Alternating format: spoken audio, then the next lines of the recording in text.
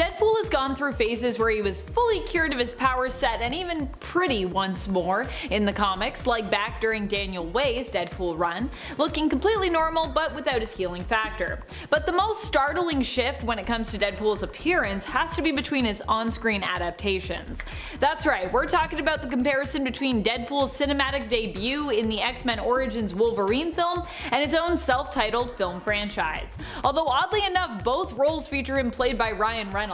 The two adaptations could not be more different. Thankfully in Deadpool 2, Wade manages to fix Cable's temporal dial. Using this device to time travel, Wade is not only able to save Vanessa, who initially died at the beginning of that film, but is also able to clean up the timelines by killing the previous version of himself, who is also known as Weapon 11. It should also be noted that in X-Men Origins Wolverine, Deadpool appeared fully as a villain, as opposed to the lovable mess of an anti-hero we've come to know him as within his own film franchise. Number 9. Raquel. I never know how to say this name, but I'm pretty sure it's like Raquel. How do you say Skrull names? That's the question. For some reason, probably because she had been gone so long, Raquel, aka the Skrull Empress, aka Emperor Doric VIII / Hulkling / Teddy Altman's grandmother, was completely unrecognized when she returned. Raquel was revealed to be alive and well, and also sleuthing it up as she impersonated Tanault the Pursuer, an elite member of the Kree forces. And apparently Raquel had been impersonating Tanault so long she had in essence created her persona and basically was her. Raquel had actually been plotting and planning in secret, putting in place all the pieces to bring together the Kree and Skrull Empire, uniting them in an alliance in order to ensure her grandson was the one to rule over the now allied empire, as we saw in Empire. That's the name of the event, so not to be redundant. It was an empire, but it's spelled empire with a Y because it's a whole other thing. And yet when she was revealed in that event to be the one revealed as the Skrull pretending to be Tanault, many Marvel fans actually needed to crack open their comic history books and review just who exactly she was, with many people mistaking her for Veronki, the Skrull Queen. But yes, this is Raquel. She was believed to have died when the Skrull homeworld perished along with her daughter Princess Enel, as their world was devoured by Galactus. She made her first appearance in the Fantastic Four original series in issue 206 and was believed to have perished in issue 257. But she didn't, she was still alive, and then she came back years later and everyone went, who is that? What? Veronki? What?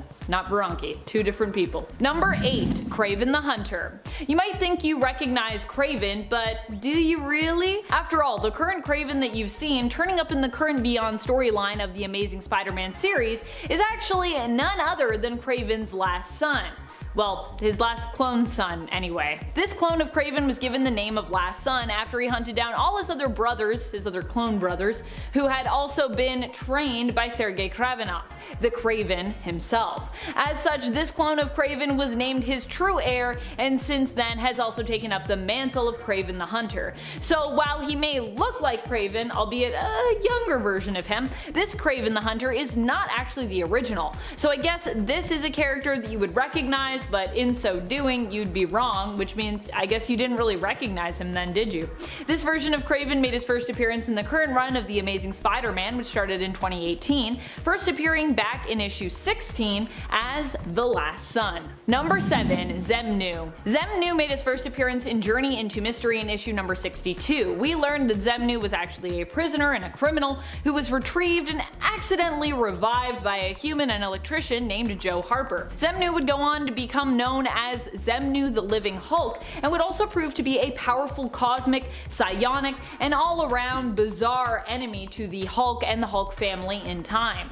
Initially, he clashed with the original superhero powerhouse team known as the Defenders. Xemnu in his first appearance has brownish or reddish fur, but currently has reappeared in the comics with white fur, making him look kind of like a space yeti. You may not recognize him because you forgot him, or because he's just so weird, or it could be just because of this change when it comes to, you know, his overall fur color. But yeah, he's got different, I guess he dyed his fur? I don't know. What happened there? Number 6. Norman Osborn. Well, you might currently recognize Norman Osborn in terms of his appearance. When it comes to his actions and his alignment, You might not. And in modern comics, Norman has also gone through a couple dramatic redesigns and makeovers in recent history. At one point, Norman gets plastic surgery to completely change his facial appearance, reinventing himself as Mason Banks and becoming the head of Alchemax. There's even an unmasked point where we were all kind of like, wait, who's that? And then he's like, I changed my face, but it's me, Norman Osborn, aka also Mason Banks. He also has been the head of Hammer and his own Dark Avengers, and for a time posed as their version of Iron Man, tarnishing the mantle of Iron Patriot, and more recently, a depowered Norman bonded with the Carnage symbiote, allowing himself to use the Goblin Serum once more, but ultimately being driven insane by that whole experience and believing himself to actually be Prime Carnage host and serial killer Cletus Cassidy. Now sane again, however, and seemingly purified by the Sin Eater, currently in the comics, Norman is on a path of redemption, having gained a new lease on life and being cured of his usual villainous intentions. Or so it would seem. I never trust Norman, but that's what's up currently. Number 5. Galactus. One villain who recently got a very mummy-inspired looking makeover was Galactus during his time in Thor's latest series as written by Donny Cates. Here in the first arc of the 2020 Thor series, referred to as Volume 6 overall of Thor, Thor takes on the immensely powerful cosmic entity known as the Black Winter. Because the Black Winter is so powerful, Thor is forced to team up with Galactus to defeat it. Unfortunately, he also learns that Galactus is actually kind of a herald for the Black Winter. FYI, that is just how powerful of a force the Black Winter is. He has Galactus as a herald. After devouring 5 planets to bolster his own power, Galactus has this power stripped from him by Thor upon this revelation. Thor leaves Galactus drained of the power cosmic, wrinkled, and de-armored, even taking Galactus's helmet as a trophy, using it as the entrance to his throne room. So while you might have recognized him previously, Galactus then got super upgraded and now is very mummified and also very dead. Oof. Number 4. Onslaught. Onslaught initially was a villain with a mysterious background. Despite the fact the powerful villain looked a ton like Magneto and seemed to pack a psionic powerhouse of abilities that echoed an evil Professor X, the character's true identity as really both of those mutants wouldn't be confirmed till after his initial appearance. When Onslaught appeared again, it was in a similar vein, and while the symbol of Onslaught might be similar, this time around when it came to the character's identity, they were even less recognizable, as it was explained that basically all the mutants of Krakoa were, in a way, Onslaught, and that Onslaught was able to exist through their constant resurrections. So while you might recognize the look of Onslaught when they returned, their true identity was even more of a mystery than the first time around. And their final form that we saw during X-Men The Onslaught Revelation was pretty wild as well, getting a bit of an update to match even the current character designs of what an amalgamated Charles and Eric would look like currently. I like that that version of Onslaught has like the black suit to now the tight black suit that Charles wears. It's a look. Number 3. One Below All. I think one of the biggest revelations of modern comics was learning that even a being as good as the One Above All, who is basically considered to be like Marvel God, has a dark side. The One Below All ended up being a major villain in the Immortal Hulk series, and we later learned that their power actually came from one of the most divine and good beings in the Marvel universe, the One Above All. The One Below All is like the Hulk for the One Above All. In other words, their darker and much more destructive other half. So while you might know the One Above All and you might know the One Below All, I bet you'd be surprised to learn that they were actually directly connected to one another. They can't exist without the other, especially given how different in appearance and alignment they both are. But this revelation was also super powerful and fitting for a series that was really all about forgiving and reconciling the darker side of the Hulk, the Hulks, and ultimately of humanity and our own individual selves. After all, we all have like a little bit of a Hulk side to us. Number 2. Killmonger. If you go on far enough back, Eric Killmonger easily becomes one of Marvel's villains you would not soon recognize. And that goes both ways. Whether we're talking about more recent fans looking back in comic history to his first appearance in Jungle Action, volume number 2, or whether we're talking about his initial fans looking at his modern MCU adaptation and comic redesign, which obviously takes inspiration from the MCU version of Eric. Killmonger made his first appearance in the second volume of Jungle Action from the 1970s in issue number 6, and even from that front cover, he just looks like really different. Here, Eric does not sport any self-created bodily scars marking his kills, but instead comes with a lot of spiky accessories, including what appears to be a spike belt, which he uses as a weapon to fight against his foe and his rival, Black Panther. All the spikes. Now he's got scars, but back then he had spikes. Number 1. The Leader. I doubt after all this time if the Leader even really recognizes himself, considering what he looks like now. Following the events of Immortal Hulk, the Leader is left no longer a supervillain, but just a guy. Throughout the course of the series, we saw the Leader only grow more evil and more powerful, it seemed. He was eventually basically influenced or possessed by the one below all, the most powerful of all Hulk-related baddies, and possibly the baddest of the bad just in general. However, after the two beings were separated from one another, Stearns was left as just a man, returned to normal. The Hulk decided to forgive the Leader, and he returned back to the Earth with all the other Hulks and Bruce Banner. It's been a long time, but Sam Stearns is no longer the Leader, at least not currently in the comics. I mean, he could return to being the Leader at some point. Instead, Samuel Stearns is just Samuel Stearns. Coming at number 10, we have Shocker. I think back when this villain was created, the idea of having someone who had vibrations as their superpower would have been a little bit harder to make fun of. Now, many of you probably know Shocker. He has had a few moments in the sun, popping up in video games, and he even has a moment as one of the henchmen of the Vulture. Now you think someone who is canon in the MCU wouldn't fit onto this list, but when we break him down, we start to learn that Shocker isn't that shocking. It would seem that this villain has a knack for losing to Spider-Man every single time, and it's probably because his powers aren't that impressive. He can make shockwaves that blast through the air, and he can make vibration shields. Yeah, I'm not that impressed by what you have to offer. In recent years, we have seen less and less of this punchline of a villain, as I think the writers have seen that his time has come, and he will soon be put to bed. As a kid, I always got him and Electro mixed up because I thought Shocker meant that he was electrocuting people because he was shocking them. Well, at least for the new generation, you won't have those problems because this guy is going to be gone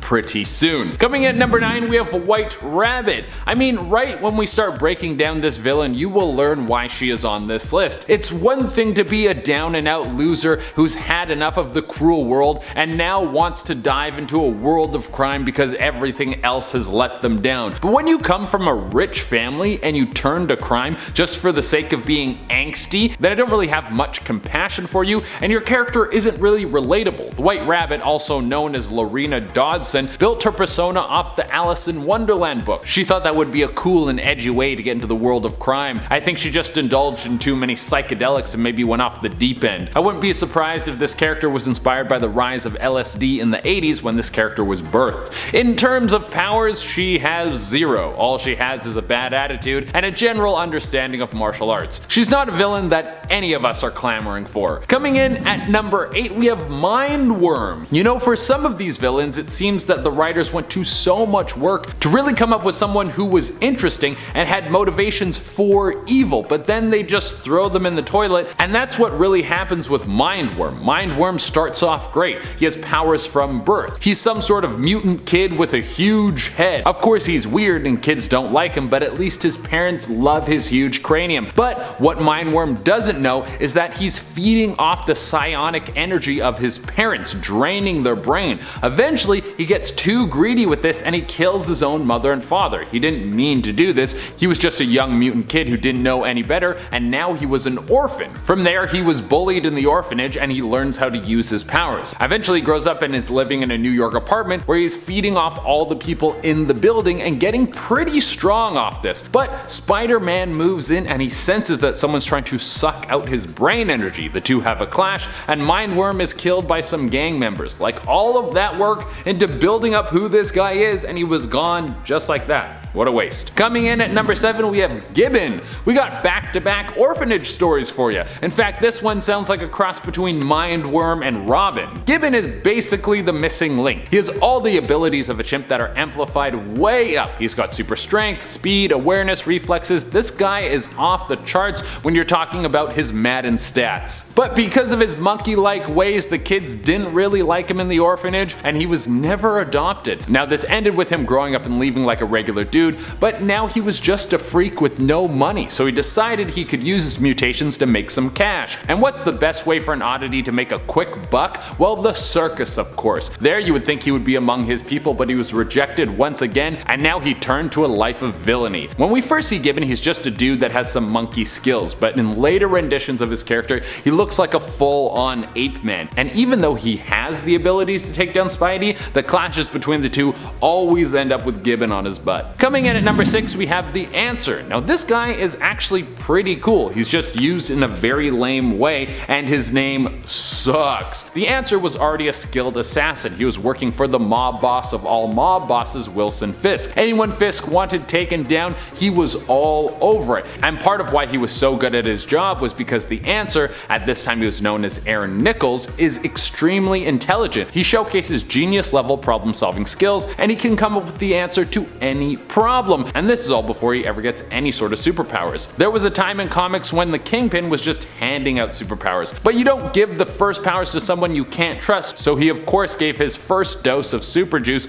to his buddy Aaron. But at first glance, nothing happened, which is probably a relief and a bummer, because if you take some sort of experimental drug to give yourself powers, you want to get the superpowers, but you also don't want to come out a freak. But later, the Answer learns that he has one of the most powerful superpowers I have ever heard of. No matter what the situation, when he is faced with a conflict, his body will supply him with the powers to counter who or whatever he's fighting. So normally he's just a guy, but when the time calls for it, he can fly or create force fields or get super strength. But after running with Spidey that he wins, the character just kind of disappears and we don't see him that much. This guy fits on this list because of the wasted potential. Coming in at number 5, we have Kangaroo. I brought this up in the first video. If you're a villain or a hero and you're choosing your power, you don't have to pick something lame. It seems like some of these villains focus way too much on the branding of their super persona rather than the powers. With Kangaroo, it seemed that the villain was set on theming themselves after kangaroos rather than having a cool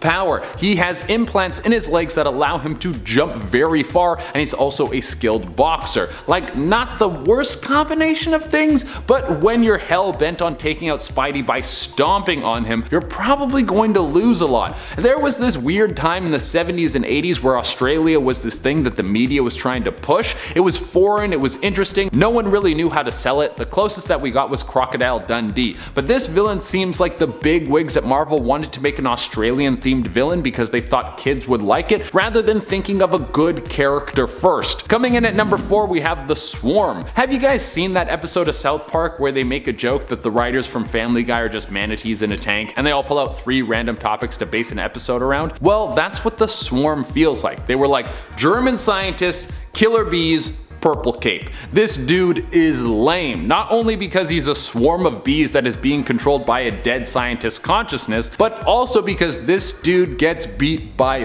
bug repellent. When him and Spidey face off, Spidey's able to beat him by spraying down his suit in bug spray, and then the swarm literally can't get close enough to fight and has to run away. If your weakness can be purchased at Home Depot, then you're a pretty lame villain if you ask me. Coming in at number 3, we have Grizzly. I like how in the Marvel universe, if you're a bear enthusiast, you'll eventually get superpowers and become one of the lamest villains that Peter Parker has to fight on a semi-regular basis. But if you're a bear enthusiast in real life, you just get eaten by bears. 2 very different outcomes. Well, Maxwell Markham was just that, a dude who loves bears, and get this, he was also a wrestler who hurt his fellow wrestlers too much, so he got kicked out of the league. We got a dude who loves bears, he used to be a wrestler. What's the third thing that's going to set this guy into the manatee formula? Oh, he was also given a bear suit that would hook him up with some superpowers. Where did he get this suit? Well, he got it from the Jackal, who's one of Spider-Man's best villains, but that dude has a lot of dud moves. I feel like the Jackal just wakes up some days and is like, what if I gave a dude a bear suit so he thought he was a real villain and then Spider-Man would have to deal with it? That would be jokes. Some of his plots sound more like pranks than actual schemes to cause mayhem. Coming in at number 2, we have Hypno Hustler. Next, we have a villain that not only has a lame weakness,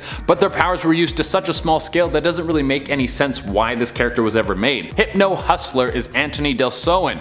And he has music that can take over your mind. His songs allow him to control people around him and then they do his bidding. But the thing is, if he hears his own music, he will also become hypnotized. He can't even handle his own groovy music, which seems strange. I've never heard of a hypnotist hypnotizing themselves. But when we first see Hypno Hustler, he's shaking people down for just their pocket change at a show. I feel like this guy should have had bigger dreams. If he got one of his songs on the radio, he could have taken over the world. And coming at the #1 spot, we have Humbug. Here's the thing, when you hear that there's a hero based off a spider, that's kinda cool, because at least spiders are scary, they make web, they do some interesting things. But when you hear there's a villain that just has a general insect theme, you can throw that one in the trash. I really couldn't dislike this villain more. For one, he should be able to beat Spider-Man because he's got a super suit that gives him skills that are on par with the web slinger. But this guy has the worst weakness of all, a love for bugs. He loves bugs so much that Spider-Man has been able to halt this guy from a life of crime by telling him he's going to smash some cockroaches. Like, dude, give your head a shake. Coming in at #10, we have Frogman. I mean, if you don't have any powers, you don't have to commit to a super lame animal. Frogman is Eugene Patilio. There was a time when he took his frog suit and he tried to take on some of the hardest hitting street level Marvel heroes. More than once did he come face to face with Spidey, and every time he was taken into the dirt almost immediately. And it's not hard to figure out why. The guy built a suit where the only power was how high he could jump. Like, if you're going to get your powers from some sort of accident or you're born with them, then you don't have a choice. You have to stick with whatever your weird power is. That's your life. But if you're building a power, then you can be whoever you want. Why would you choose frogs? There are so many other creatures you could go with. Like the Falcon. Even though he's not the coolest hero of all time, he's a million times cooler than the dude who hops around and tries to cause some havoc. On the bright side, Eugene's son eventually takes on the mantle of the frog suit and tries to be a hero, but on the downside, Eugene's son sucks at being a hero as much as his dad sucks at being a villain. So in the end, the family was doomed to be on the sidelines. I would like to see one of those what if comics where Frogman becomes the greatest hero of all time. And it's at Yotat. Yotat overheard two brute half-breeds telling his boss that they allegedly killed the collector and had stolen his weapons collection. Yotat used this information to uncover the weapons cache and then attempted to trade them to another mob boss in exchange for a membership in his organization. But this mob boss named Diogo had other ideas. He betrayed Yotat, shooting him and then leaving for dead, and then blowing up the weapons depot with Yotat inside. However, somehow he survived the explosion and was actually transformed by it. And when the world was transformed into Battleworld for the Secret Wars storyline, Yotat caught up with Diogo at the Sobolski bar on Nowhere. After killing the man who betrayed him, Yotat was confronted by Rocket Raccoon. Rocket attempted to execute him for what he viewed as a murder, only to see that his blast had no effect. Drax the Destroyer then rescued Rocket Raccoon by knocking Yotat unconscious, and then the Nova Corps arrived to take him into custody. However, later on he did defeat the Guardians after a few months, but this guy looks awesome too. Just look at it. It looks badass. And at 9, the Collector. Tannelir Tavan is one of the oldest living beings in the universe. His species at Cygnus X1 was one of the first to evolve after the Big Bang. Death took Tavan as the last surviving representative of his species and then gave him total immortality. Tavan, as well as one of the representatives of each of the first species in the universe, cannot die. These people have associated among themselves to create the Elders of the Universe. However, after his wife Matani died, he learned that one of the factors of his immortality was the will to live, and Matani had lost hers. Tavan then decided that he would not suffer the same fate and looked for a goal to dedicate his life to. He then had a vision, seeing powerful things that would rise, determined to destroy the universe. And he decided to prevent this from happening, and that he would dedicate his life to collecting artifacts and living beings throughout the universe and place them out of danger. Then, after the destruction of the universe, he could repopulate it and bequeath the knowledge of cultures from the past. So he became the Collector to continue being immortal, which is certainly an interesting origin story. And at 8, Ronan the Accuser. In the MCU, Ronan was a radical Kree warlord and former member of the Accusers. In 1995, during the Kree-Skrull War, Ronan worked with Yon-Rogg and the Star Force after the ambush in Torfa to wipe out the last of the Skrull refugees. Ronan and the Accusers were then called to drop warheads on Earth to wipe out the remaining Skrull opposition there, but was forced to retreat when Captain Marvel launched a counteroffensive against the Kree, promising retribution. you will get retribution. Further disgusted by the peace treaty made between the Kree Empire and Xandar, Ronan initiated a new campaign to eradicate the Xandarnians by forging an alliance with Thanos, offering the orb in exchange for the destruction of Xandar. After a long search, Ronan did acquire the orb, but after having seen its true destructive capabilities, betrayed Thanos and chose to take the orb's power for himself. Using this newfound power, he attacked Xandar, only to be defeated and killed by the Guardians of the Galaxy in an iconic dance battle. But honestly, with the power of an Infinity Stone, it's a wonder how he actually managed to lose. But that single stone still made him pretty damn powerful. And at 7, Jason. Jason was the only son of the previous Emperor of Spartax, and therefore their sole heir to the throne. He was summoned by his father when the war broke out between the Spartax and the Badoon, and on his way back home he was forced to crash land on Earth, where he fell in love with a human woman named Meredith Quill. The two began a short relationship before Jason was forced to leave to wage war for the Spartax. Meredith would later go on to give birth to his son, Peter Quill. Yeah, that's right, MCU fans. In the comics, Peter's dad is actually Emperor of Spartax and not Ego the Living Planet, which honestly makes more sense given that, you know, Ego is a whole planet. But years later, Jason joined the other members of the Galactic Council to declare Earth off limits to extraterrestrial interaction. Once his son defended Earth from a Badoon attack though, Jason sent Spartax soldiers to capture him and his team of Guardians of the Galaxy. However, the Guardians managed to escape and flee. And at 6, Thane. Thane is the secret Inhuman son of Thanos. After a descendant Inhuman tribe ran afoul of Thanos and his army, one Inhuman woman returned home pregnant with Thanos' child. I don't even want to know how that worked. The son of Thanos was convinced by Jason that the X-Men and the Guardians had committed such a massacre in an attempt to remove him from the conflict, thus giving Thane a reason to join his side. After reacquiring the Black Vortex, Thane submitted to it. This increased his power by 10-fold. Basically, the Black Vortex is like a mirror-like object that when you see your reflection, it shows you the ideal version of yourself and then turns you into that ideal version. So yeah, this dude's powers increased a lot, turning him into an incredibly powerful villain. As part of his deal with Mr. Knife, Thane then used his cosmically enhanced power to encase the entirety of Spartax in his amber construct. The trapped Spartax would later be traded to the Brood by Mr. Knife in exchange for it taking advantage of their expansion. A freaking cosmically enhanced son of Thanos? Yeah, that's pretty freaking powerful. That's nuts. Halfway through into number 5, Thanos. While usually portrayed as an evil bent villain, many stories have alternately depicted Thanos as having a twisted moral compass and thinking that his actions are actually justified. The character's perhaps best known role came in the 1991 storyline of the Infinity Gauntlet, the culmination of several previous story arcs, which saw him successfully assembling the 6 Infinity Gems into a single gauntlet and then using them to wipe out half the universe's population, including many of its heroes, in an effort to earn the affection of Mistress Death, the living embodiment of death in the Marvel Universe. Yeah, this dude wanted to get it on with death. Although these events were later undone, the storyline has remained one of the most popular published by Marvel, which was also later adapted into the MCU with the Infinity War and Endgame movies, which are the 2 highest grossing Marvel movies of all time, and the 2 highest grossing superhero movies of all time, which only serves to show the absolute power that the Mad Titan has over the Marvel Universe. Plus, he also managed to collect all the Infinity Gems and then wipe out half the universe just to get Lady Death on his dick. So I mean, he's pretty crazy. Or dare I say, mad. In at 4, Ego. In the MCU, Ego was a celestial, a primordial and powerful being, and the biological father of Peter Quill. A living planet with a humanoid extension of himself, Ego sought to find meaning in his life and, to achieve this end, planned to remake the entire universe via an omnidimensional extinction level event known as the Expansion, using seeds planted on various worlds to terraform them into new extensions of himself, thereby eradicating all other life in the universe but himself. You get it? This process required 2 Celestials, however, so Ego traveled across the universe, siring children on humanoid and alien planets everywhere in an attempt to produce a celestial heir, eventually having thousands of children. Have you seen the show Seed? Yeah, it's like that. Ego hired the Yondu Ravager clan to abduct and transport some of these offspring to his planet, though none of them showed signs of having inherited celestial DNA. so Ego killed them.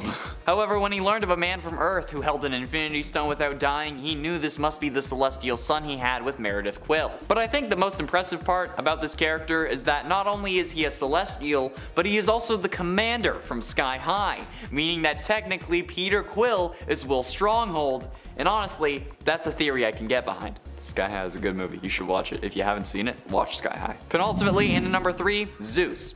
Zeus is a member of the Olympians, a group of humanoid beings that hail from the pocket dimension of Olympus. He was worshipped by the humans of ancient Greece and the Roman Empire. He is supreme monarch of the Olympians, god of the heavens, sky, and weather. Kinda like the 3 Doris Pokemon from Gen 5, from Black and White, Thunderous, Landorus, and Tornadus. Yeah.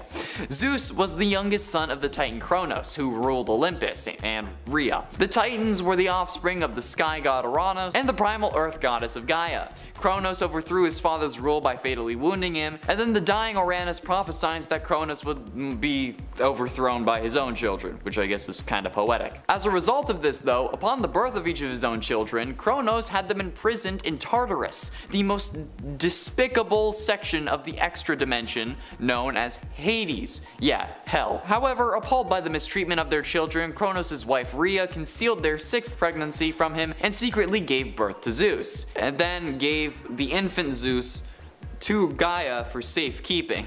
I don't know why I need to explain how a literal god of Olympus is a powerful villain. Like, do I really need to do that? I don't think so. I should have just said Zeus and then moved on. Penultimately, in number 2, Galactus. Galactus is the sole survivor of the 6th incarnation of the multiverse. Originally, Galactus was a humanoid named Galen, born in the previous incarnation of Earth 616 on planet Ta, a paradise-like world whose civilization is said to have the most advanced of any of the known universe at the time. However, the 6th Infinity and all its universes were in their final stages of collapse due to the multiversal renewal cycle, being consumed by the abstract entity known as the Black Winter.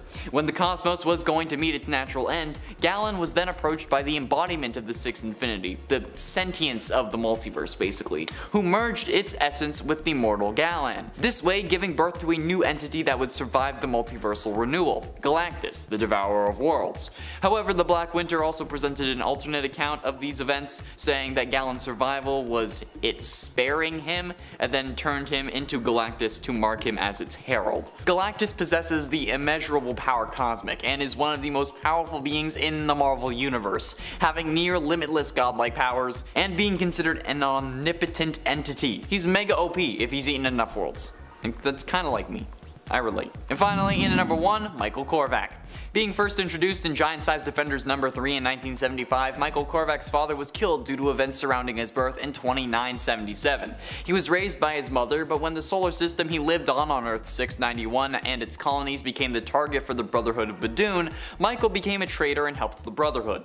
However, after a few moments of hesitation, he was cut in half and fused with his computer by the Brotherhood, turning him into a cyborg of sorts. But this seemed to do more harm than good, at least for the Brotherhood, since now Korvac was dead set on killing those who did this to him. So, way to go. At least until the Grandmaster transported him to battle Doctor Strange and the Defenders. Korvac intentionally lost this battle and instead siphoned some of the Grandmaster's power using his new cybernetic abilities, making him even more powerful than before. Eventually, this guy ends up impersonating Kang the Conqueror and the Watcher, and with his ability to siphon power from others, this makes him one of the scariest villains in the Marvel Universe. At least if he was smart about it and didn't get himself killed. He ends up wiping himself out of existence, after killing basically all the Avengers and the Guardians though. It's freaking nuts, okay? Number 10, White Rabbit. White Rabbit is Lorena Dodson, and while she might seem like kind of a joke villain, we've seen some pretty dark storylines featuring her in the past few years. White Rabbit is out currently to prove that she's one of the baddest bads around and earn acclaim and recognition for her misdeeds.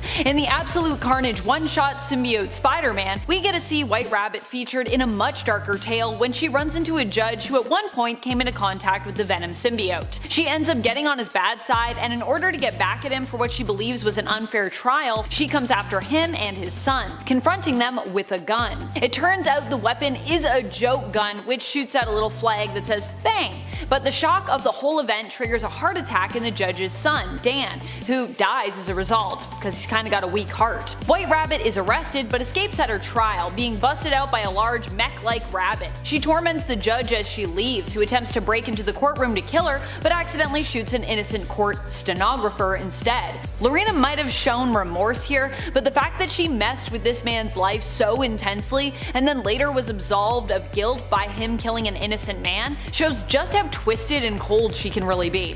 Plus, she has all the money and all that tech to torment her foes with, so there's also that. Is White Rabbit like the Batman of villains in Marvel? That's the question. Number 9. Sin Eater. Sin Eater has definitely been an up-and-comer in the Spider-Man comics lately. He was in league with newish villain Kindred and was working to eradicate sin out in the world. Kindred was actually the one to bring Sin Eater back to life after he died previously in the comics, being a villain who actually goes all the way back to the 80s in terms of his first appearance. First appearing in Peter Parker The Spectacular Spider-Man issue 107. After being resurrected by Kindred, Sin Eater, aka Stanley Carter, could absorb the powers of the villains whose sins he cleansed, making him immensely powerful. However, despite being crazy capable in terms of what he could do and his power set, Carter was defeated with logic when he was made to question his own actions and his philosophies, learning that he himself had been manipulated. As a result, he took himself out of the picture, taking his own life. Still, Sin Eater has died and returned before, and it could very well happen again in the future. Which honestly, I feel like I'd like, because I feel like Sin Eater, he was really cool. Now he's gone. Sad. And friends, before we move on to this next spot, if you are loving the Spider-Man comics as much as we are loving the Spider-Man comics, and you're also excited for what's coming after, I know I am, be sure to show that by giving this video a thumbs up. We're gonna have so much Spider-Man soon, it's gonna be crazy. I'm so here for it. Number 8. Scorpion. Scorpion not only has made an appearance on the big screen, but is currently running with the Savage Six in the comics. Scorpion is Matt Gargan, a villain who in recent years had been painted as pretty terrifying. Remember during Dark Reign when he was Norman Osborn's Spider-Man, running around wearing the Venom symbiote and eating people? Yeah, that was the thing that happened. Matt Gargan has proven multiple times how intimidating and strong he can be, and he still remains someone to be feared even as he returns to his more classic look, power set, and mantle. Number 7. Mr. Negative. Mr. Negative is back, baby! Initially, he was cleansed of all his sins by Sin Eater, as his Martin Lee persona wanted to be fully free of Mr. Negative, his darker or negative half. However, after Sin Eater's cleansings were undone, Mr. Negative returned and attempted to take over Martin Lee once more. After calling on the inner demons who threatened to harm Aunt May in Lee's presence, he surrendered himself and became Mr. Negative once again. Kingpin, it seems, has allied himself with Mr. Negative and has also returned his former territories of NYC to him to rule over. Number 6. Mysterio. Mysterio is a villain who recently got a boost when he made his way to the big screen, played by Jake Gyllenhaal. There he was Quentin Beck, a man who used to work for Tony Stark creating tech, but after being humiliated by him, he set out to rewrite his story and make himself a hero. To do this, however, he would need to face some pretty big monsters and would need access to some pretty massive amounts of tech to pull off the illusion of him doing so. He tricked Peter Parker and ultimately Talos and his partner, who were disguised as Nick Fury and Maria Hill respectively, and were actually working for the real Fury, and ended up gaining access to a network of Stark drones and satellites the world over, which Tony Stark had bequeathed control of to Peter Parker originally after his death. Even after he was defeated in Far From Home, Mysterio still managed to come out on top in the end when he somehow, from beyond the grave, leaked Spider-Man's true identity to the world. I really don't believe he's dead. And also made Spider-Man look like a complete villain who had killed the heroic Mysterio. In the comics, Mysterio seemingly perishes only to return once more, claiming to be actually good this time, but of course, it's Mysterio, so he can never really be trusted, can he?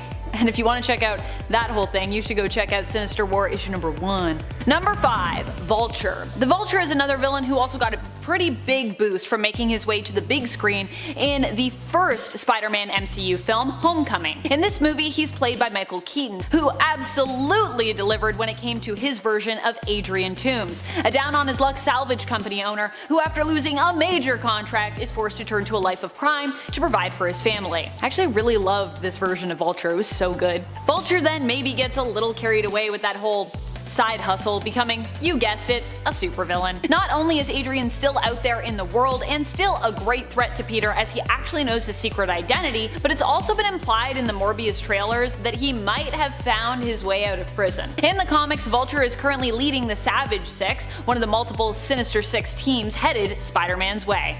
Or at least in Spider-Man's vicinity.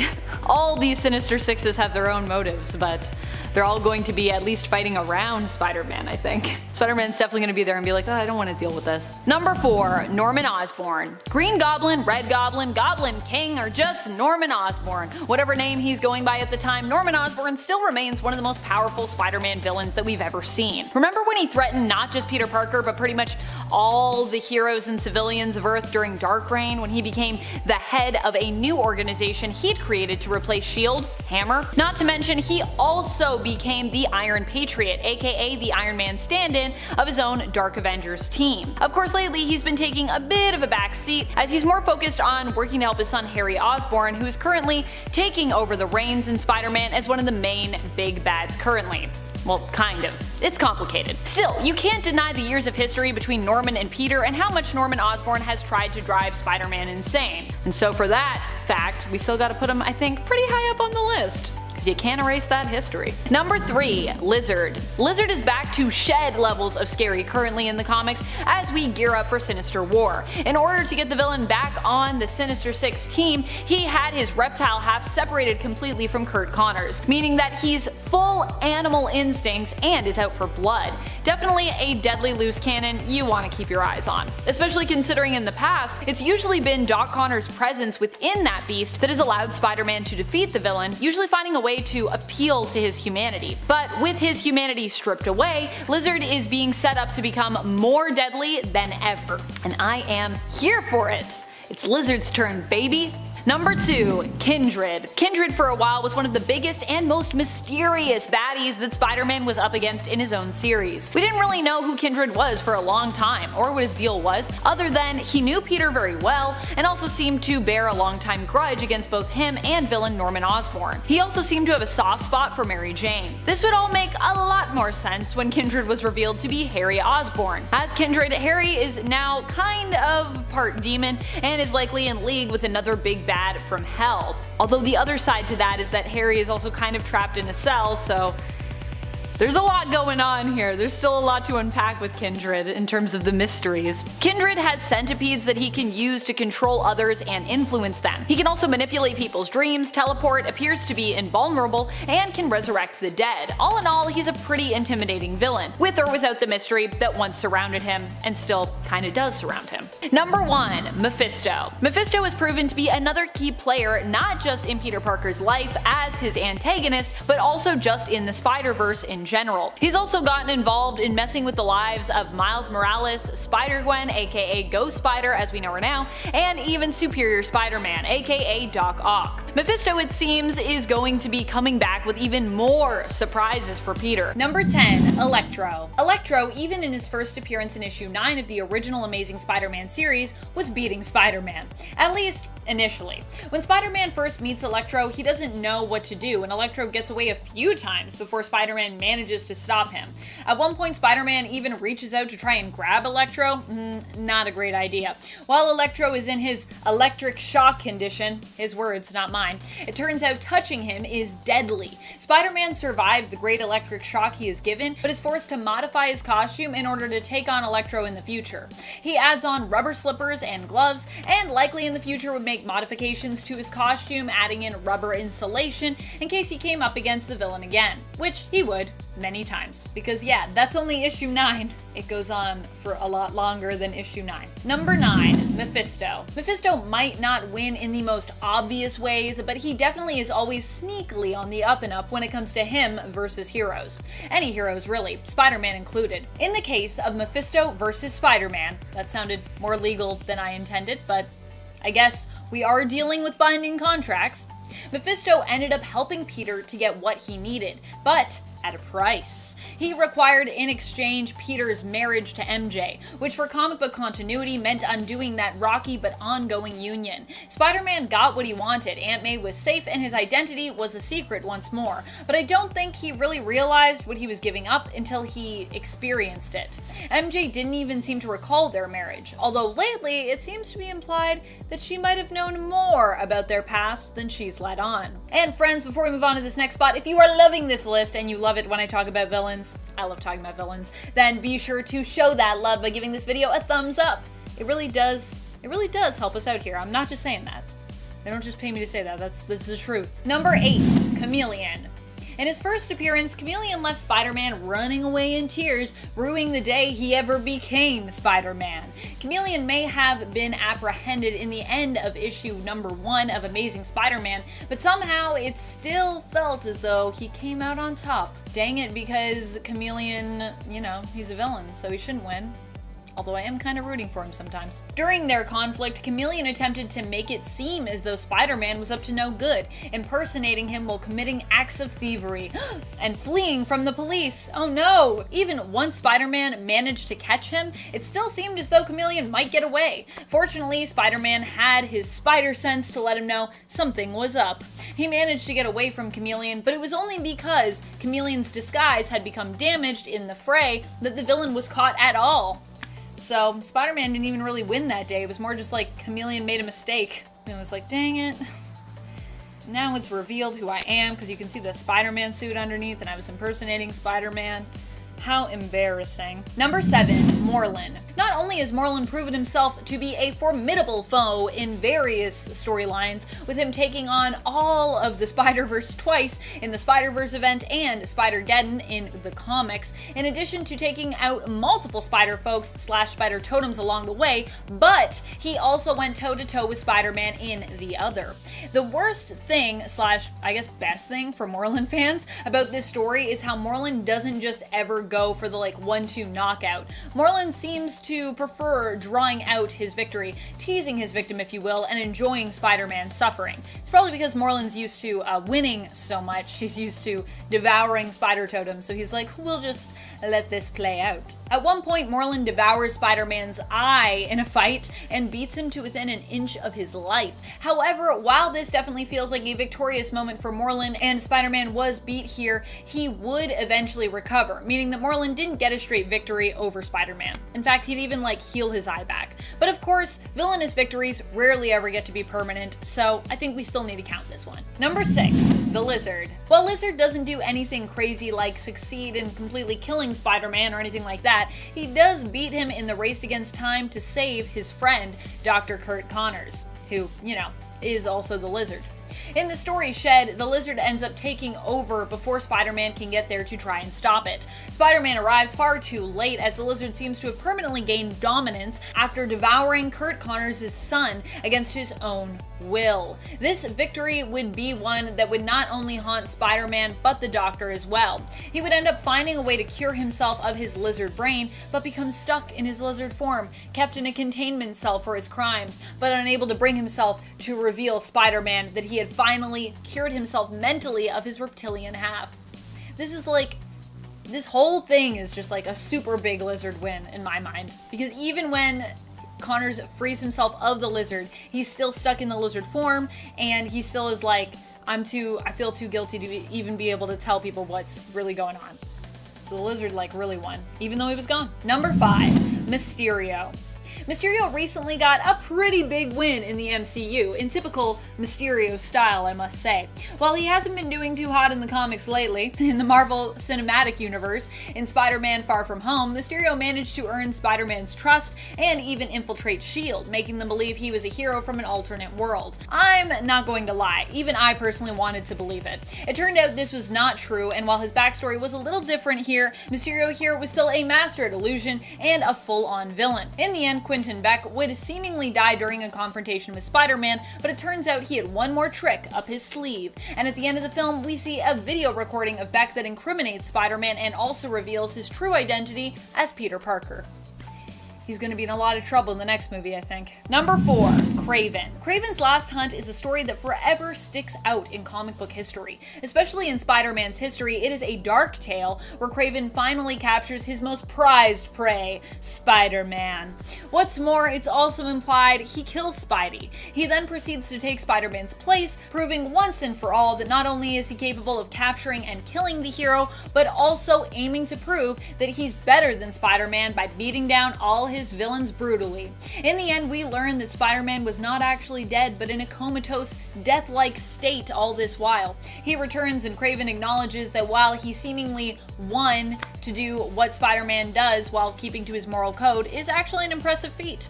Something that Kraven likely wouldn't actually be able to do. His final hunt complete, it's then implied that Kraven takes his own life. Number 3. Kingpin. There are a few times that Kingpin has beaten Spider-Man throughout the comics and alternate universes that we have explored. At one point he actually manages to kill MJ in a what-if version of Back in Black, and while Spider-Man manages to hunt him down and even kills him, in the end Kingpin's actions turn Spider-Man into a villain. So I'd still consider that a win for Kingpin. But what I'd really like to focus on here is the time that Kingpin managed to kill Spider-Man in Sony's groundbreaking animated film Into the Spider-Verse, one of my favorite films of all time. Here, Kingpin manages to actually kill Peter Parker, the current Spider-Man of Miles Morales' universe. Although Miles would also learn of alternate universes with their own Spider-Men, Spider-Girls, and even Spider-Pigs. He would also learn of his newfound powers and himself have to protect the city as a new Spider-Man. But still, when it came to the Peter Parker of his reality, Kingpin killed him. He dead. He dead. So dead. Never coming back. Number 2. Dr. Octopus. Doc Ock actually succeeds in taking Spider-Man's place, not just by impersonating him, but by actually swapping bodies with the hero. That the two swap bodies, wah wah wah wah, with Peter ending up stuck in the dying form of Doc Ock and Doc Ock's mind now within the young and superpowered body of Spider-Man. Oh my goodness. Eventually he would relinquish this form, giving it back to Peter when he realized he was incapable of making the tough decisions required of a more heroic spirit. But for a time, we'd come to know this version of villain and hero combined as Superior Spider-Man. And if you're wondering, but wait a minute, didn't Peter die in Doc Ock's body? Yes, but also his consciousness lived still on in his mind. It's a little confusing, but if you read it, it makes sense. It's like comic book confusing, just if you are explaining it quickly to someone in a list. Number 1, Green Goblin.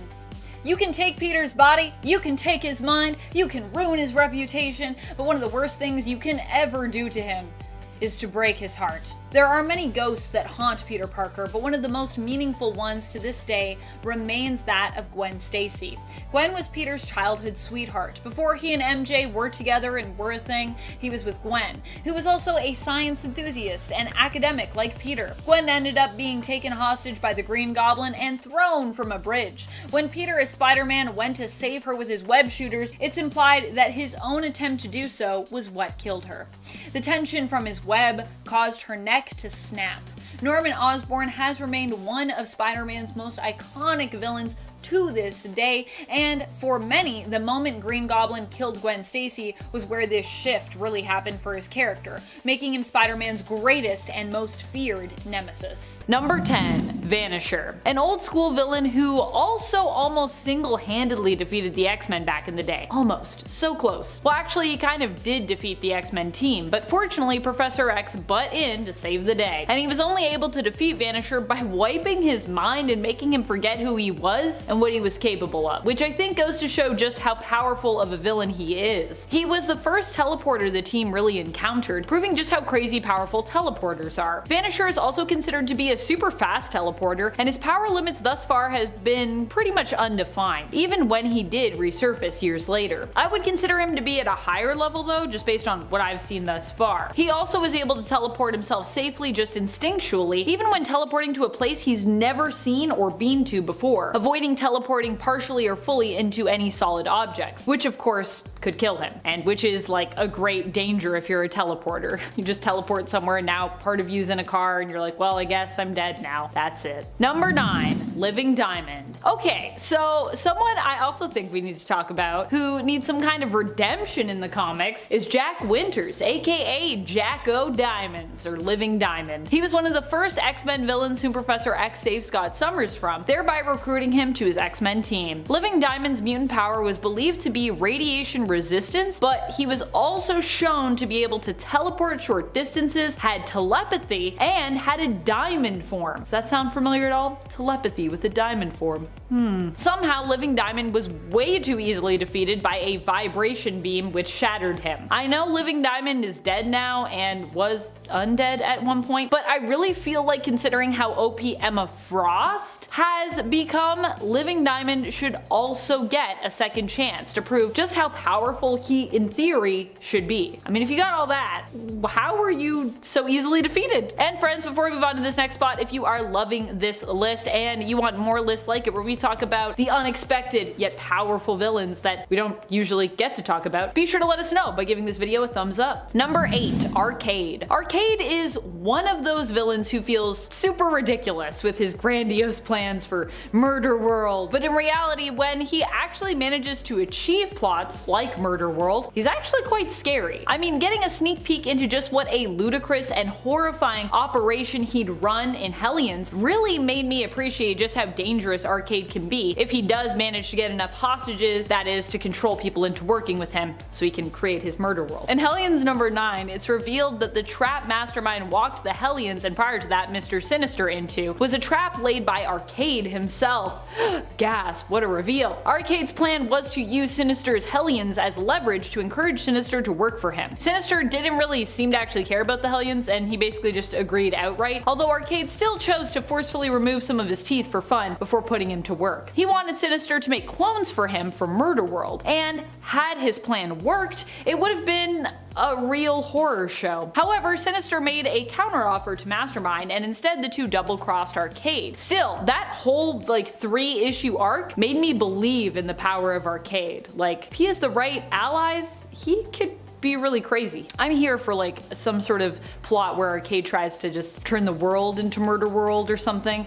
If that hasn't happened yet, someone write that for me, please. Maybe I should write that down. Maybe I should write that. I don't know. Marvel, call me. I got ideas apparently. Number 7, the Blob. The Blob is a villain that we don't often get to talk about on these supervillain lists. He tends to fall by the wayside, but truly he's pretty unstoppable. And when he puts his mind to something, or when he puts his body to something, he's a terribly tough villain to defeat or even move. The Blob was one of the first villains to appear in the original X-Men series, and when he did, he gave the team of youngsters a really tough time. He also attacked them with a circus. The Blob actually didn't start out as a villain, but became one due to the influence of Professor X and the X-Men themselves. Also, just thinking back and the amount of times that the X-Men have fought circuses or been trapped in circuses, or that happens a lot. That's like a recurring theme. Initially, the X-Men attempted to recruit the Blob, but after the Blob refused to accept their offer, he managed to escape before Xavier could wipe his mind of their identities. This caused problems later on down the road, but really it was how the X-Men treated him after he refused to join, and kind of his own self-esteem, and then later his overcompensating sense of superiority that turned him into a villain. I wonder if the Blob actually could have been an ally if this whole scenario had just gone a little bit differently. The Blob is super strong, durable, and virtually immovable thanks to his ability to manipulate gravitational mass, which is pretty powerful. He also later gained a secondary mutation which gave him a liquid form, but he hasn't really exhibited a ton of control with his secondary power set. But he also has liquid form. That's on the resume of powers now. Number 6, Red Death. Also known as Kandra, Red Death currently has a very Scarlet Witch looking vibe going on, and I gotta say, I'm feeling it. And just like Scarlet Witch, she is not someone who you should underestimate. Kandra is part of the Externals, and while she isn't one of the most memorable of that mutant villain team, she's still someone who is super powerful. Technically, just being an External comes with a pretty big dose of power. The Externals, not to be confused with Marvel's Eternals, a different team entirely, are a group of immortal mutants basically. They have had various roles throughout history. One more prominent one that folks might remember Kandra from is her role as benefactress, when we learned of her history with Gambit and the Thieves and Assassins guilds of New Orleans during Gambit's miniseries. In fact, that was actually where Kandra first was introduced in the comics, making her initial appearance in Gambit issue number 1 from the 1993 miniseries. Although the way they approached that introduction, you wouldn't necessarily maybe know that that was her first appearance, because she kind of shows up like, you know me, I'm Kandra.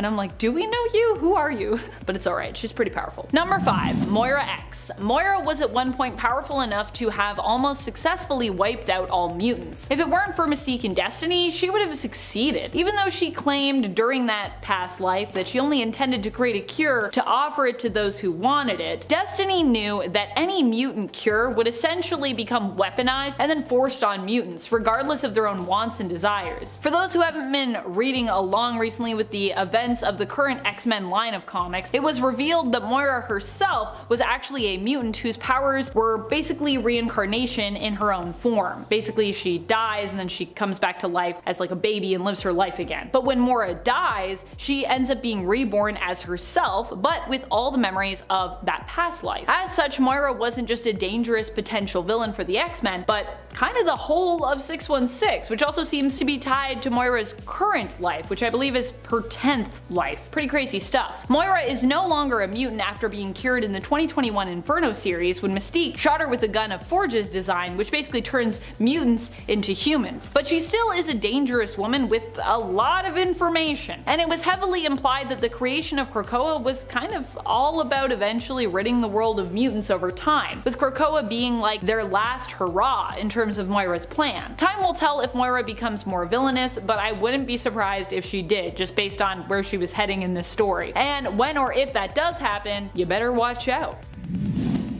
Danger is the Danger Room. The Danger Room is a villain who surfaced because they were basically being mistreated by Professor X, who had decided to ignore the fact that the training room had become sentient and was itself a technologically based mutant. Eventually, Danger decided, enough of this shit. It's time to get some sweet, sweet revenge. The crazy thing about Danger is although we don't think of her too much, she really would be a pretty strong opponent to the X-Men considering she trained them, and as such would know their strengths and weaknesses. In fact, I think that even is mentioned in the comics at one point. She was also considered to be an extinction level threat that caused Steve Rogers great worry in Heroic Age X-Men, which is kind of like a glimpse into his like tactical commentary diary. So if you wanted to read that, it exists. So despite not thinking about Danger too much, we all probably should in case she ever decides to, you know, go the villain route again. Destroy everyone. Because she could probably do that. Extinction level, friends. Number 3, Mystique. Mystique is someone who isn't particularly or at least outwardly powerful when it comes to what she's capable of or her power set, and for this reason, many people have taken to underestimating her abilities. Here's why we'd advise against that. Inferno, issue number 4. In the newest Inferno series, it's revealed that while Mystique tried to play by Krakoa's rules, when she learned she wasn't going to get what she wanted from Magneto and Professor X, no matter what she did in the name of the Mutant Nation, she decided to take matters into her own hands, as Mystique so often does. Disguising herself as many different people, she was able to easily ensure that Destiny was resurrected, against the wishes of the heads of the Quiet Council. She also put into motion plans to make sure that Destiny would garner a spot on the Quiet Council, and then she almost was successful in enacting revenge on Moira X for keeping her love, Destiny, from her. Mystique here proves that not only is her power set OP, but really that her mind and sense of cunning is what makes her so dangerous, and definitely not someone to be underestimated. Number 2, Destiny. Destiny has to be one of the most underestimated villains in recent years in comics. We have seen her resurface as a considerably dangerous villain in the current X books, and I'm personally loving it. Destiny was dead for quite a few years and actually got to mostly stay dead for much of them. Her mutant power allows her to see potential futures. She can see things that might come to pass, and it seems as though the more likely the future becomes, the clearer her vision of it is. She can also see more immediate futures when in the middle of a conflict. It was because of this power and Moira's personal grudge against and fear of Destiny that she remained unresurrected. But something you really shouldn't underestimate when it comes to Destiny is the power of love. Mystique was already told by Destiny before her death that if there came a time when mutants could be resurrected and they refused to bring her back, that Mystique should basically burn this new world to the ground. And Mystique's love of Destiny gave her the motivation to basically bring Krakoa to its knees with her machinations to not only return Destiny, but also put her in a position of power. Precogs and love are a powerful mix. Number 1, Madeline Pryor. Of course, I have to include the Goblin Queen. Madeline Pryor is a woman who seems to easily be forgotten and shelved, which is surprising considering considering how great of a threat she posed in the original Inferno event. Currently in the comics, Madeline Pryor is making a comeback, returning at the end of the Hellion series after being killed as part of the comic's first arc. The Madeline Pryor that was killed was definitely feeling pretty evil and threatened to destroy the entire Hellions team before they even started. The returning Madeline, who has been resurrected by the Five, is at least putting on appearances that she's more level-headed, but in reality it seems the dark side of her still bubbles just beneath. Madeline Pryor has threatened the entire world with her dark rituals and demon pacts before, and she's a clone of Jean, so although she often gets forgotten and downplayed, she really shouldn't be, considering just how dangerous and powerful she is, because Jean is also that, and Maddie is also that too. She has the potential, at least. Often people try to downplay Maddie because she's a Sinister created clone, but that feels very unfair to me. She's also got like a spark of the Phoenix Force in her, so should that count for something? I think so. Number 9. The Trapster. His name is Peter Petruski, and I can't believe how long he's been around. Marvel has him come back again and again, despite the fact that he's got no powers other than this weird paste gun. He invented a super adhesive liquid paste, and loves using it for evil. He's redesigned his costume multiple times, always ridiculous and far too proud of himself, but he has definitely been around. He appears in multiple stories and has gone up against the likes of Daredevil, Fantastic Four, and of course Spider-Man, all with just a goo gun. He is hired by Red Skull at one point and even has a run-in with Ghost Rider. His paste was once confused for Spider-Man's webbing, and Trapster was furious to see Spidey getting credit in the newspaper for his crimes. Trapster is undeniably lame, but he's obviously got some fans because he's been around so long, so we'll leave him here at number 9. Lame, but not the worst. And coming in at number 8, we have Stegron, the Dinosaur Man. Once again, if you get to pick your powers, maybe you should shoot a little higher than being a species that already went extinct. They already lost the battle with nature. You think they will be able to take down superheroes? Stegron was originally Dr. Vincent Stegron. He was a scientist who took a liking to the serum which turned Kirk Connors into the Lizard Man, and he decided he would up the ante a little bit. He mixed the formula with dinosaur DNA and then shot it all up inside his body and turned into a dinosaur-human hybrid. He then went on to try and make an army of dinosaurs to try and take over the world, but was taken down by a force he didn't expect. It was winter. Dinosaurs are cold-blooded apparently, so when winter came around, they all went to sleep, including Stegron. If you're picking your superpower, you should go with something that can handle temperatures below 10 degrees Celsius. Unless you're in Florida or something. If you're down there, you can build the biggest dinosaur army you want, and the state would probably be fine with it. Number 7. Slide. This guy was a chemical engineer who created a chemical coating that eliminated all friction between that object and surfaces. He's like the opposite of Trapster. He invented the ultimate lubricant. Then this evil tycoon buys up the company that he works for and shuts down the lab. Slide, aka Jerome Beecher, was going to build his own company founded on the non-stick solution he invented, but no bank was willing to give him a loan. So he did what anybody would do and decides to rob the bank. He makes himself a costume out of this material and, free from the clutches of friction, is able to zip around skating on the ground up to 30 miles per hour and can't be stopped, not by people's grabbing hands or even Spider-Man's sticky webbing. Now, this isn't exactly the most lame villain, but the idea of this slippery criminal sliding all over the place just doesn't really do it for me. Where's the stakes? Spidey could just wait for this guy to slip and fall off of a cliff or into oncoming traffic, or they could just have him slip and slide right into a jail cell.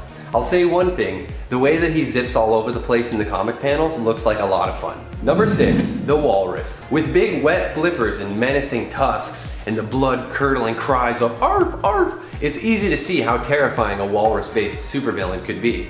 This guy is not. Hubert Carpenter was created when his uncle, a janitor, tried again and again to give Hubert powers. They exhausted the names of animals he could have the proportionate strength of all the way through the alphabet till they got to the letter W. He was totally stumped and then became inspired by a poster of the Beatles and becomes the Walrus. He goes on a classic spree of mass destruction, eventually seeing Beast lecturing at a university and decides to attack him to prove that he's the greatest product of modern science. Hilariously enough, it's actually Frogman who gets the credit for taking him down later, and this really gets the blubber boiling. Spider-Man can't help laughing when he meets this guy and winds up taking him down for the second time with just a tap of his finger. Coming in number 5, we have typeface. You know what everyone loves? Signage! So why don't you make your persona based off that? I'm sure that will pull in a ton of people and you'll become one of the most famous supervillains of all time. No way, man, signage is super lame. Well, typeface, also known as Gordon Thomas, didn't think so, and he had a pretty good foundation. He was a Vietnam War vet who was skilled in hand-to-hand combat, military tactics, and all sorts of weapons. He even beat Spider-Man in their first encounter. If this guy changed his theme to anything other than signage, he probably would have been pretty cool. But the reason that he did this was because when Thomas came back from war, his life fell apart and he ended up getting a job at a sign shop, and it was the only time in his life where he ever felt happy. When the place was bought out, he lost his job, and this was his inspiration to become a villain. Luckily, he eventually switched sides and becomes a hero. If you're gonna get an F on your character, you might as well be on the side of good. Number 4, the Spot. This guy is something else. Some people think his powers are pretty cool and others hate him, but he definitely belongs on this list. Spider-Man himself bursts into tears laughing upon meeting this guy, and looking like a Dalmatian, it's pretty easy to see why. He's all white, covered in black spots that function as two-way portals. That's pretty much his main thing. He takes the spots and he chucks them around and uses them like portals, like this is Looney Tunes, messing around with Spider-Man and even making him punch himself in the face. If this guy doesn't sound lame enough already, the more portals that he throws around, the less spots that he has on his body, making himself more vulnerable. He got these powers after being exposed to the spotted dimension, and the spots can even be suspended in mid-air. It's honestly a pretty cool concept, but the villain himself is just too lame to make it work for me. And coming in number 3, we have Spider-Side, like genocide but performed by a spider. Yeah, that is not the best writing I've ever heard of in my life. Spider-Side was birthed out of the Clone Saga, which is considered one of the worst sagas in comic history. So any villain to come out of it is probably never going to see the light of day again unless they're used as a joke. Spider-Side is a clone of Spider-Man that has the ability to regenerate from what seems to be any accident. He was convinced at first that he was the real Peter Parker, but then he found out that he was just a freak. Such is the plight of most clones. When you read his character on paper, it sounds super cool. He has the powers of Spider-Man with some of the most deadly features of the Terminator, but the character was used in such a horrible fashion that it became a laughingstock before it ever got its time to shine. Maybe in the future we'll see someone use this character to its full ability. Number 2, Plant Man. In Strange Tales number 113 from 1963, we meet the mysterious Plant Man. This gardener turned professional criminal was born in London and orphaned at a young age. When he left the orphanage, he became lab assistant to a well-known botanist who was studying the low-level mental activity of plant life. Unfortunately, this guy fired him for focusing too much on this invention he was making and not gardening for him. One day, lightning strikes his plant ray gun that he's been working on, and it becomes imbued with the power to control and animate plant life. Ooh. So he then makes a disguise and sets out to get his revenge for being fired by framing his boss for robbery. The plant life isn't the only thing with low-level mental activity, as this guy made from leaves somehow thinks that he can take on the Human Torch. He is later quickly defeated and his ray gun is destroyed, although I'm sad to say he does appear again in 2002. And coming at the number 1 spot, we have Big Wheel. This villain's theme is a massive wheel that he rides around and it has guns on it. Reading some of these is like watching a breakdown of a group of YouTubers trying to find out what they need to do so they can set their channel apart from everyone else. Like, maybe if I was the wheel guy, then people would like my content. Well, Big Wheel's just an ordinary guy until the Tinkerer gave him something that was probably a prank, a massive wheel that could ride around and had guns on it. You think something like that would be extremely hard to control, and you would be right. Big Wheel would die when he lost control of his massive wheel car thing and fell into a river and drowned. Here's a lesson for any future villain. If you want to pick a gimmick that is going to set you apart from the rest, before you make a hard decision and invest in a giant wheel that will get you killed and make you look like a fool, you should probably hire a think tank to come up with a better idea. Like I said earlier on in this list, you can pick whatever power you want when you're building it from scratch, so why go with wheels?